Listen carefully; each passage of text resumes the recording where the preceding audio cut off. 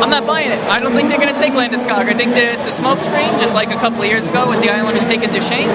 I think that they're still going to go with Larson. I don't think there'll be that chance. Okay, we got Joe Sakic and the Colorado Brass making their way up to make the selection. Hessel, this pick, Chris, this could change the landscape of this draft. Absolutely. A lot of people saying they'll take Landeskog. I'm not buying it. What about you, Sean? I don't know. There's a lot of rumors. They took Landeskog. They did it. So Adam Larson's going to fall. Not a bad move, though, because Landeskog now can play with Matt Duchesne, and they are setting up a really good young line. But Chris, there's a lot of people here that are hoping that a certain defenseman falls a few more spots, and this is the beautiful thing about the NHL draft, Chris. And you know what? Anything can happen. We saw it last year with Cam Fowler. Right. We saw it last year as well with Brandon Gormley. You might be seeing the same thing with Adam Larson. And if he falls to the New York Islanders, you have to take this would be Christmas. This would be Christmas for an Islanders fan. You'd absolutely have to take him. Colorado taking Landeskog too is not a bad choice. A lot of people talked about it possibly going up. A lot of Peter Forsberg-like qualities about him, and the leadership is there and everything that you want. Like you said, you put him on a line with Duchesne and you're set. You have 2/3 of a line set. If Larson falls to 5, which I don't suspect he will, because the Devils, I think, do need some defensemen. It'll be interesting to see how it plays out. If the Islanders go with their guy, which a lot of people think is the center, or if they ended up going defenseman and taking Adam Larson, it'll be interesting to see. They take Huberdeau. Chris Hessel. Adam Larson now falls into the hands of the New Jersey Devils. What happens? I think the Devils scoop him up. I think the Devils want to go defense. We talked about this on the show, Sean. You got an aging defensive core there in Colin White. Like you said a couple of years ago, you trade Johnny Oduya, you lose Paul Martin. They need to, I think, retool a little bit on defense. I'm thinking they're going defense with this pick. You take the best one there, and that's going to be Adam Larson. I gotta say, if you have the opportunity to take Adam Larson at number 4, you must be thrilled right now if you're Lou Lamoriello. Here's the pick that we deserve, the pick that we unfortunately earned. What happens? What are we gonna do?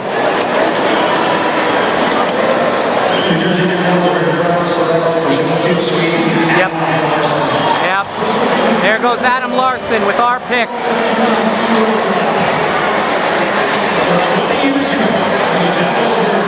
He is a franchise defenseman with tremendous upside.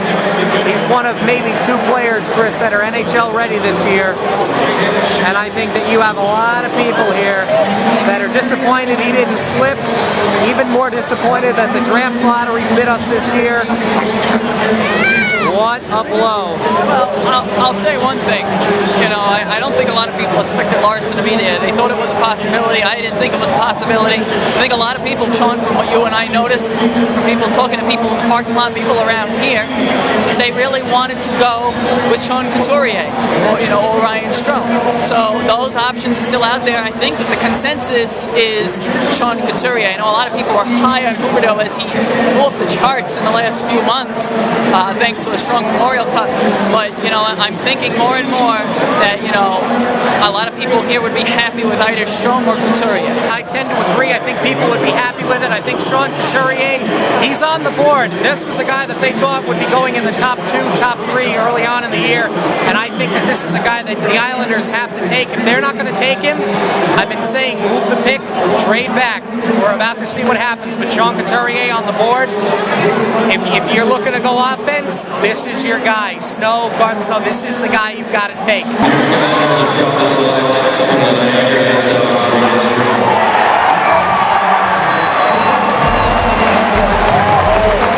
John, how excited are you about the Mississauga 1-2 punch, if assuming he stays at center, the type of offense you guys can offer this team for the long haul?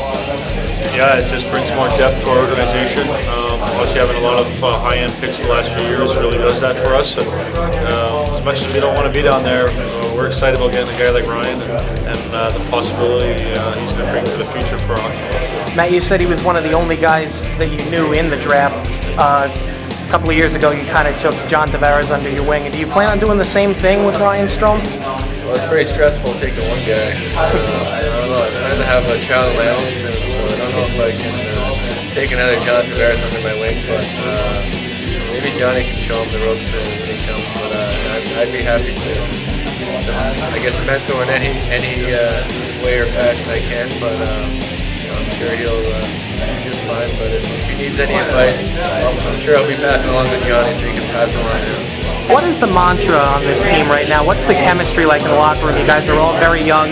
You're kind of going through all this together. How's the feeling in the locker room? Oh, it's great. A bunch of us flew in here today. I think we're having such a good time today, and I think that's something you really need in a hockey team is that camaraderie and that that friendship and that bond off the ice. So we saw last year as things progressed as the season went on. We started taking steps in the right direction, and now at this point, we really want to make sure that we take all the steps that we did last year and really hit the ground running from training camp. And it all starts with how we get along with each other off the ice. And like I said, I'm a big believer in that carrying over onto the ice.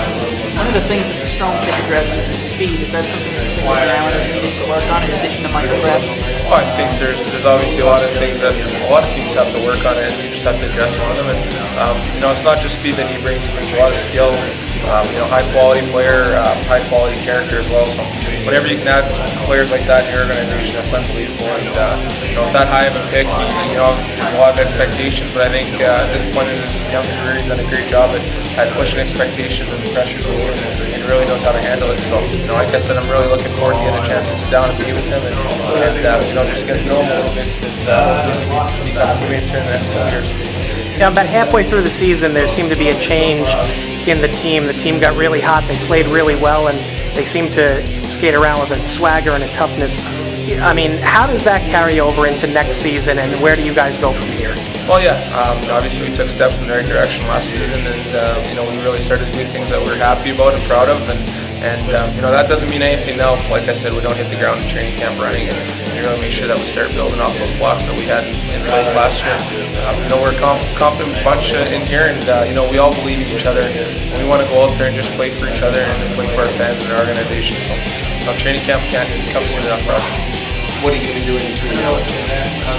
Well, we've been doing the exact same thing for the last month and a half, 2 months. And there's just a lot of training and preparing yourself. And, I think now coming in for second season and having my first pro season under my belt, the experience, what things are going to be like, and now you kind of know what to expect. So that kind of makes things, I guess, maybe a little easier when you come back to training camp. But obviously, an area that I wanted to address and work on is strength and conditioning, because never be too strong or in too good a shape. So I'm really working out hard and training on it right now, and hopefully it can help me make that next step. So Kevin, this is becoming an awfully young Islander team as the years go on, and they keep drafting young, and now Ryan Strome added to the mix, the young Mississauga kid. How do you think this team is becoming in regards to being a young powerhouse in the league? I think Guard and the scouting staff are doing a great job. They've been scouting a lot of great guys. We had some good pick lately, and I think it's just a young team that just grew up together, and it's just going to be really good for the Islanders in a couple of years. Now, you talked about growing up together, very much like the old Islander team did when they were a dynasty back in the early 80s.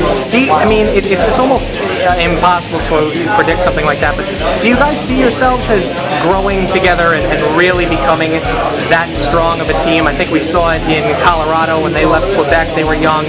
They flourished into a perennial Stanley Cup team. Do you see something similar happening in the future for the Islanders? For sure, there's some similar, because like you said, they were young, and they grew up together and they won. But I think it's part of the NHL. That's how you have to do it. Just grow up together and create chemistry and just be determined to win the cup.